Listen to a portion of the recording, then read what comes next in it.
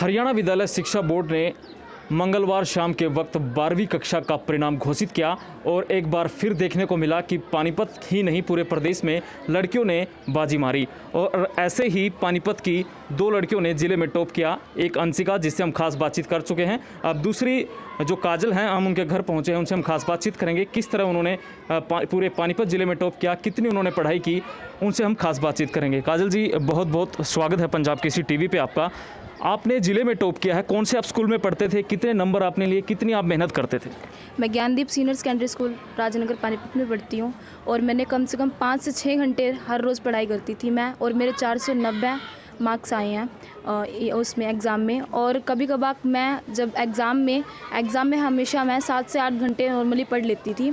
और एग्ज़ाम मतलब मैंने कभी अपनी पढ़ाई को कभी भी अपना बर्डन नहीं होने दिया, मतलब हैवी नहीं होने दिया कभी भी अपने आप को कि भाई पढ़ाई मेरे पर हैवी हो रही है। हमेशा उसको फ़नी वे से, अच्छे वे से लिया, तक शायद तभी ऐसे मुकाम तक पहुंच पाई हूँ मैं, और तभी मैंने टॉप किया है पानीपत को। और सारा मोटिवेशन मेरी फैमिली और मेरे स्कूल टीचर्स का बहुत ज़्यादा रहा है।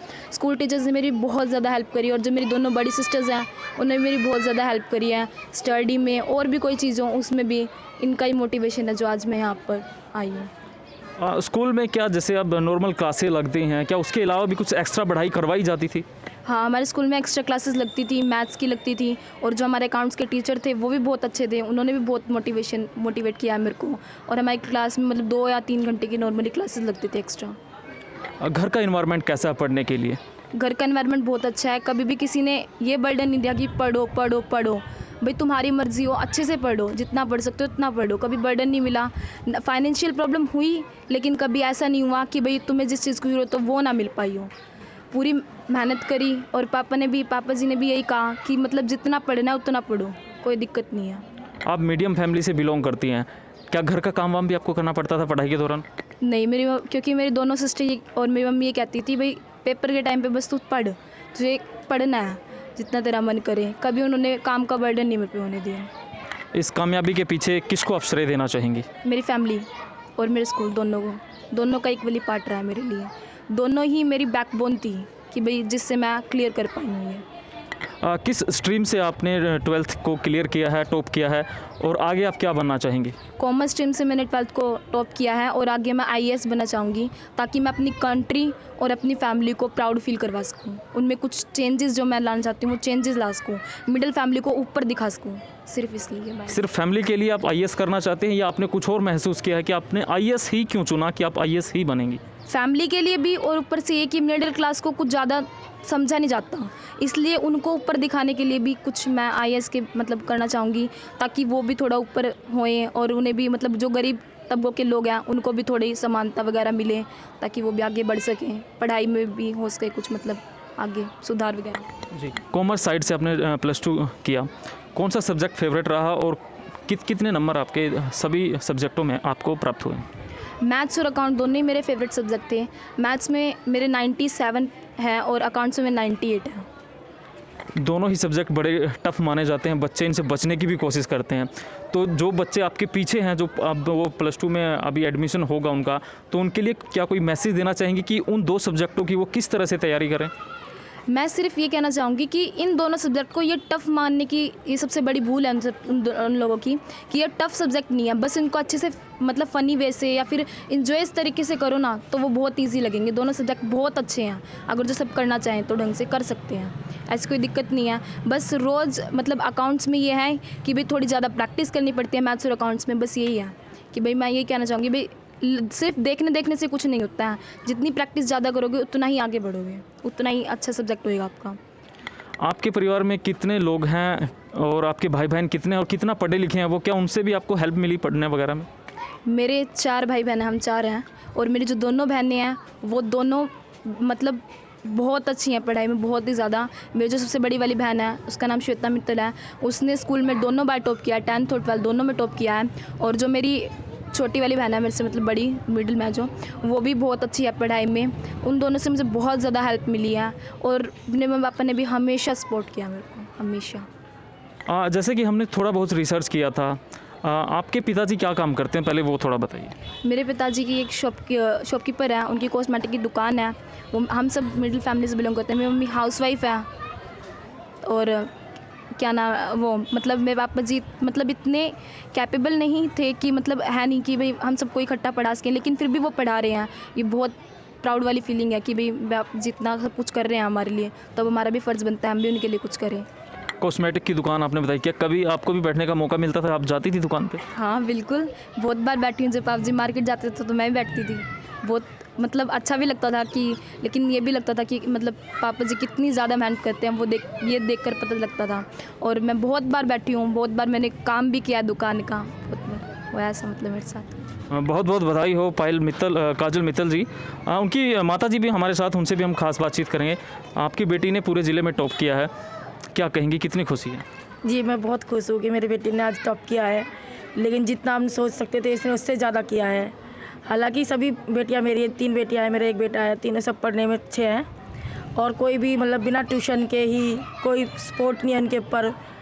और हमारी कोई स्थिति ज़्यादा अच्छी नहीं है, बस ये है कि हम जिस तरह अपना चला लेते हैं गुजारा, क्योंकि हमारी भी मकान तो चलो अपना है, लेकिन हमारी दुकान भी रेंट पे ही है और दुकान भी छोटी है, लेकिन गुजारे जिस तरह। लेकिन हमने बच्चों के आगे कभी भी ये चीज़ नहीं आने दी कि भाई हमारे पास आज ये नहीं है।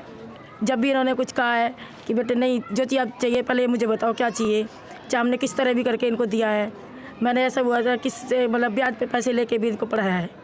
आप क्या काम करती, घर पे ही रहती हैं? हाँ मैं हाउस वाइफ। आपकी बेटी बहुत ऊपर तक जाना चाहती है, उन्होंने कहा कि वो आईएएस बनना चाहती हैं, क्या आप उनको उस लेवल तक पढ़ाने के लिए सक्षम हैं, पढ़ाएंगे उनको? हाँ जी, जहाँ जितना हमारे अंदर कोशिश होगी उससे ज़्यादा करेंगे कि भाई ये पढ़ सके। यही नहीं है, मेरी दोनों बेटियाँ, बड़ी से दोनों बेटियाँ हैं, वो भी है, बड़ी लड़की भी बीएड कर रही है। हमने कह दिया है कि जितना चाहो तुम पढ़ो, हम जैसा है वो अपना माइंड कर लेंगे, मैंने जिस तरह भी होगा हमारे पास, लेकिन तुम बस अच्छा पढ़ो, संस्कार अच्छे हैं, इनकी अच्छी बात है। आपकी बेटी ने 500 में से 490 अंक हासिल किए हैं, जो बहुत ही रेयर बच्चे हासिल कर पाते हैं।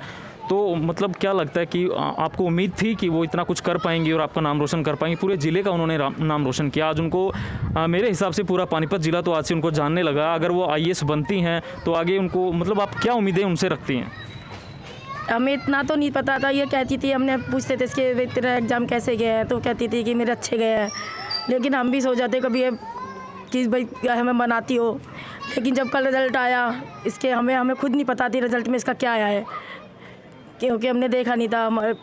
तो इसके सर का फ़ोन आया कि कहने लगे ना कि काजल तू टॉप कर गई है, लेकिन विश्वास नहीं हुआ। फिर इतना मतलब सब रोने लगे कि भाई हमारी बेटी इतना बड़ा काम कर गई जिसका हमने सोचा भी नहीं था।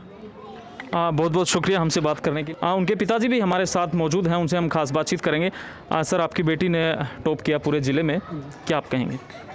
सर मैं तो काफ़ी प्राउड फील कर रहा हूँ, मेरे कोई उम्मीद नहीं थी, उम्मीद से ज़्यादा उसने किया है।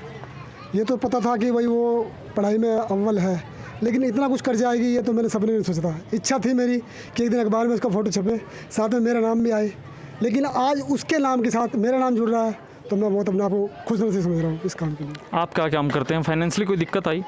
फाइनेंशियल दिक्कत तो थोड़ी बहुत आती है। अब पढ़ाई आप समझते हैं, एजुकेशन इतनी सस्ती नहीं रही आज के टाइम में, फिर भी जितना हमसे बन पड़ा हमने अपने बच्चों को उतना ऊंचा उठाने की कोशिश की है, चाहे हमने किसी भी तरह उनको करा है। लेकिन हमारी इच्छा यही थी कि हमारे बच्चे हमसे आगे निकले, जो हम नहीं कर पाए वो हमारे बच्चे कर पाए। आगे भी वो पढ़ना चाहती हैं, आप कितना उनको पढ़ाने के लिए सक्षम हैं और क्या उनको आईएएस लेवल वो तक जाना चाहती है, आईएएस वो बनना चाहती हैं, समाज सेवा करना चाहती हैं, तो क्या आपको लगता है कि वो ऐसा कर पाएंगी? और कर पाएंगी तो मतलब आपको कितना आप उनको सहयोग देने के लिए तैयार हैं?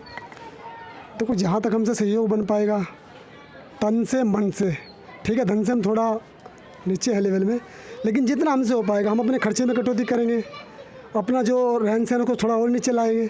लेकिन हमारी इच्छा यही है कि अगर उसकी इच्छा है आगे बढ़ने की और जो भी उसके मन में अभिलाषा है, हमारी कोशिश ये रहेगी हमारा बच्चा उस अभिलाषा को पूरी किए।